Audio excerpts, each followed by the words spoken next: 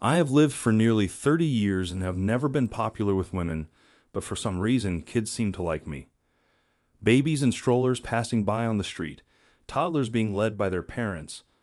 They all look at my face with such curiosity and never take their eyes off me.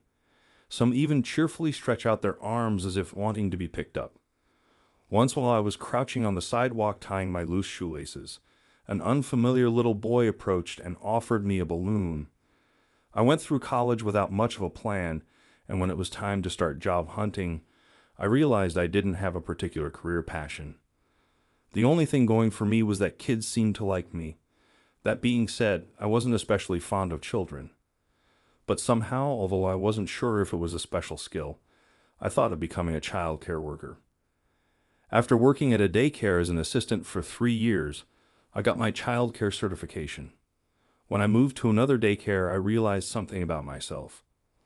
I'm not a morning person. It's exhausting to deal with hyperactive kids in the morning, so I looked for a daycare that had afternoon shifts. I found one 6 months ago that offered evening care. It's a great place to work. My hours are from 2 p.m. to 11 p.m. Good evening, I'm Mary. Dressed in my uniform, an apron with a bear on it, I cheerfully greeted her at the entrance. Good evening, Catherine's mom. After glancing at me, she gave a cold and emotionless stare. Darn it, I slipped up. She didn't like being referred to as Catherine's mom.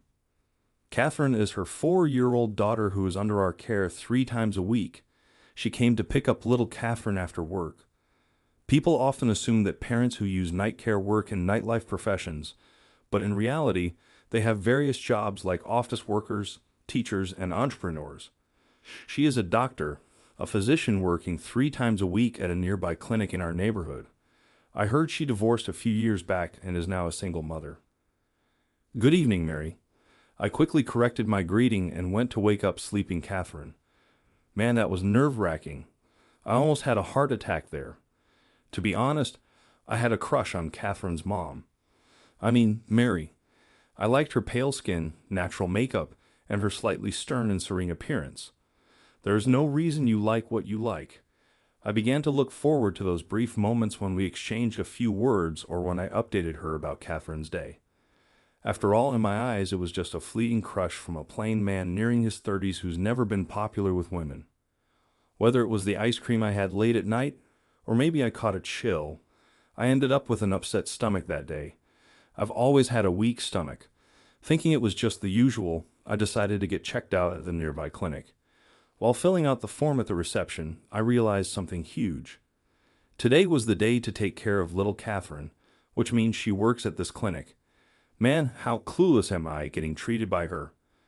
Do I tell her about my upset stomach? Sweat poured down my forehead in a panic. I glanced at the staff schedule posted on the waiting room wall. Sure enough, among the 3 doctors listed, there was the name Mary. My chances of being treated by her were 33.3%. I'm no baseball expert, but isn't a 300 hitter pretty good? Does that mean it's hard to achieve? Does that mean my chances of seeing her are also pretty slim? What am I thinking? It's just a 1 in 3 chance, duh.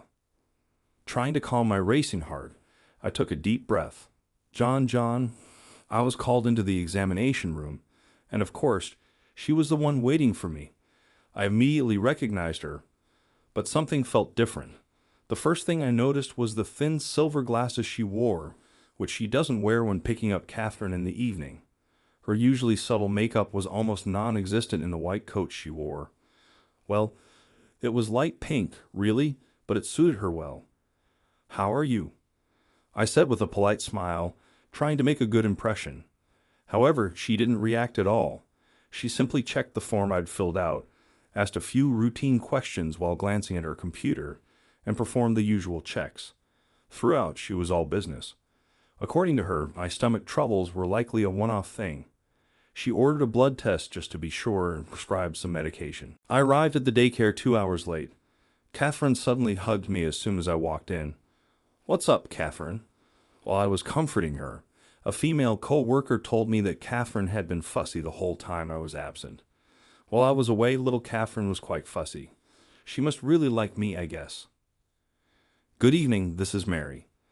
That night, As I greeted her at the daycare's entrance to hand over Catherine, she asked, "Good evening, I'll bring Catherine over now." That's what I replied. She then asked, "How are you feeling?" By the next day, my stomach issues were completely resolved, but ever since that day, I haven't felt great. I don't have a fever and my appetite is okay. How are you feeling? Just thinking about her words made my stomach churn and gave me palpitations for days. That day, as always, after playing with the kids, I was preparing snacks. Then Catherine, looking grumpy, clung to me. "What's wrong?" "Catherine, when I asked," she responded, "I don't like that person. I really don't," over and over. "Good evening, I'm Mary." That night, when she came to pick up Catherine, I reported the matter to her. "I'm not sure who she's talking about, but Catherine seemed quite troubled," I said hesitantly. Mary's face darkened as she responded, "I said so. I had no high idea." About 10 days later, just past 7 p.m., the phone in my office rang. It wasn't the day to look after Catherine. I had just finished putting the kids to bed after dinner and was taking a breather. I happened to pick up the phone. I kept saying, "Hello," but there was just silence on the other end. "What's this? A prank call?" Annoyed, I hung up, but the phone immediately rang again. "Who is this?" "What do you want?" I boldly asked. A familiar voice replied, "Are you John?" I recognized it as Catherine's right away. "What's wrong?" "What happened?" I asked. Through her tears, Catherine responded, "Mommy. Mommy needs help. It's all because of me." I sensed something very wrong was happening. "Where are you?" "At home." Once I confirmed she was home, I said, "I'm on my way," checked the address on our registration forms, and dashed out. Catherine's place was just 2 subway stops away. I figured taking the subway would be faster than hailing a cab. I ran to the nearest station and jumped onto a train. It was still during the evening rush hour, and the train was packed. 2 high school girls nearby giggled as they looked at me. I followed their gaze to see I was still wearing my bear-themed apron. I took it off, clutching it under my arm, and used the scribbled address to find Catherine's apartment building. Luckily, another resident was just entering, allowing me to bypass the security door. I repeatedly rang the doorbell and called out to Catherine. The door opened, and Catherine clung to me. I entered the apartment. "Mary, it's me, John from the daycare. Are you okay?" As I called out and moved further into the hallway, I heard her faint voice. "Over here. I can't open the door. Please help." Looking in the direction of her voice, I saw a tall metal shelf had fallen at a 45-degree angle, jamming the bathroom door shut. "It's all right. Right now." I tried to lift the fallen shelf. However, it was firmly stuck and wouldn't budge. I put my back into it, trying to move the shelf with grunts of effort. "Please help me out," I heard her desperate plea. With my back hurting, I changed my stance and pushed with all my might. Just a little more. Almost. With a jerk, the tip of the shelf came free from the bathroom door. The shelf, being made of steel, was light and was easily propped against the wall. Suddenly, the bathroom door swung open with force, striking me hard in the back. Ouch. I couldn't help but yell out, rubbing my back. "I'm so sorry," she said, looking genuinely remorseful. "When I called the daycare, they told me I could head straight home for the day." "Catherine, it's bedtime," she said to Catherine, who was clinging to me. As we sat in the living room drinking coffee, when I offered to help put her to bed, she opened the bedroom door. On the double bed there was a child's pillow, and next to it, an adult-sized one. My heart raced, thumping loudly. I thought I might even get a nosebleed. After putting Catherine to bed and returning to the living room, she explained the situation. She works 3 days a week at a clinic near the daycare, and also at another hospital where she has been working for a long time. The head of that hospital was her mentor. Recently, the hospital director had proposed a match for her. The suitor was a distant relative of the director. They had already been on several dinner dates. It felt like a bell tolling loudly in my head. He's not a bad guy, but I'm just not sure if I want to date him. She had 2 reasons for her hesitation. One was Catherine. When she introduced Catherine to the guy, Catherine took an instant dislike to him. It finally clicked for me. I realized that when Catherine previously said, I don't like that man. I hate him. She was talking about him. They had plans to meet him again on her next day off. But that night when she told Catherine about it, she became moody. That's when she went to the bathroom, and a sulking Catherine, in a fit of temper, knocked over the steel shelf. The shelf was brand new and empty, so even Catherine could easily topple it. But how did you manage to call for help in that situation? As I was impressed, she mentioned she had set it up beforehand for an instant connection. I thought of calling the daycare on the spot and had Catherine call them, she said, then added sincerely, "Thank you," expressing her gratitude to me.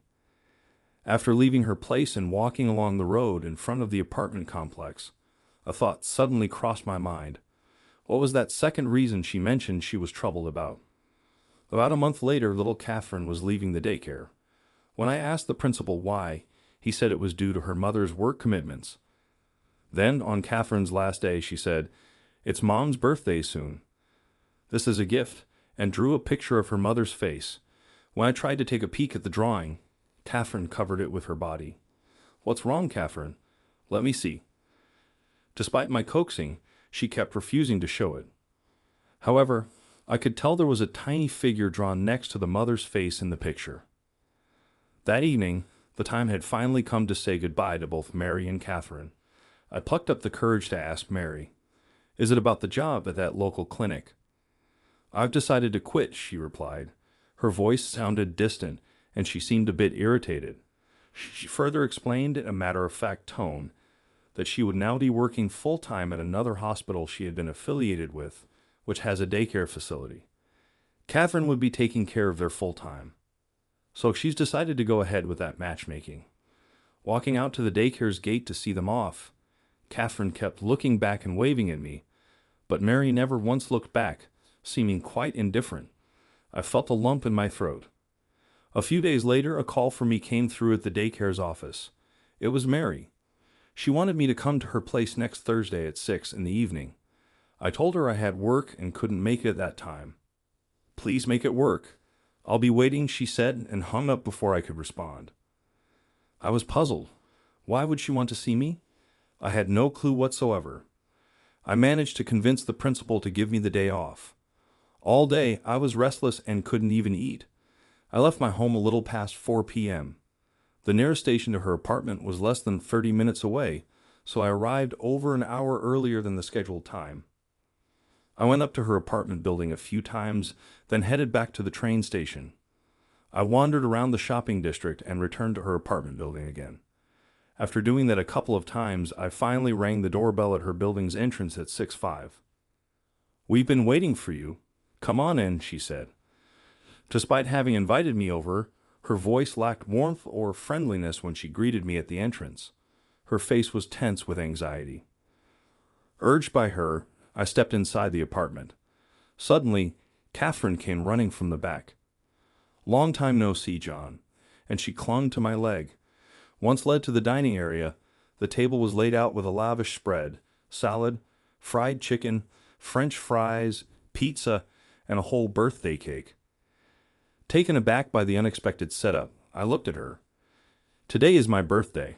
Remember, my 31st. "That's why," I thought to myself. She could have just mentioned it right from the start. "Catherine insisted on inviting you." Oh, wasn't Catherine drawing a birthday present for her mom the other day?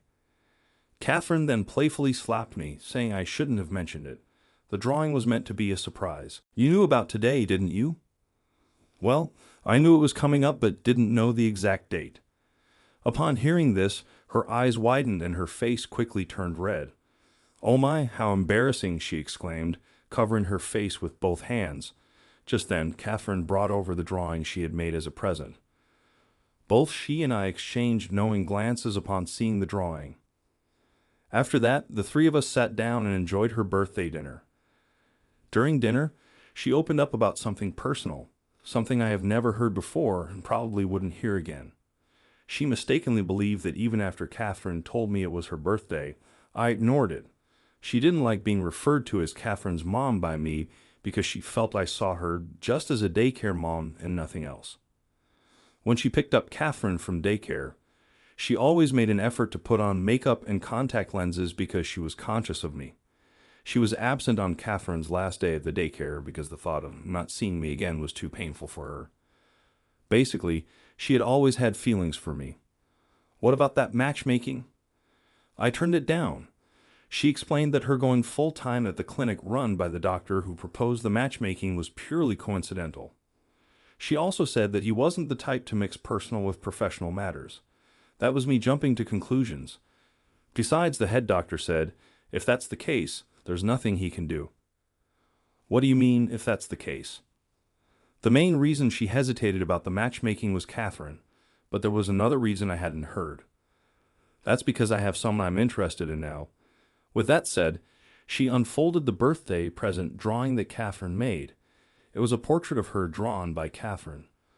What caught her eye, and she pointed out, was a tiny figure next to it, a man in an apron with a teddy bear emblem on the chest. And with that, my faint admiration became a reality. After dating her for a while, I casually remarked, but a doctor and just a preschool teacher like me. She instantly flared up in anger, raising her voice. What do you mean, just? I hate when you belittle yourself like that. I really hate it. Time flew by, and now Catherine, who will be entering elementary school next year, calls me Dad. How did you find today's story? Please hit like and subscribe to the channel, and it will be a great motivation for us to continue our work. We're looking forward to reading your comments.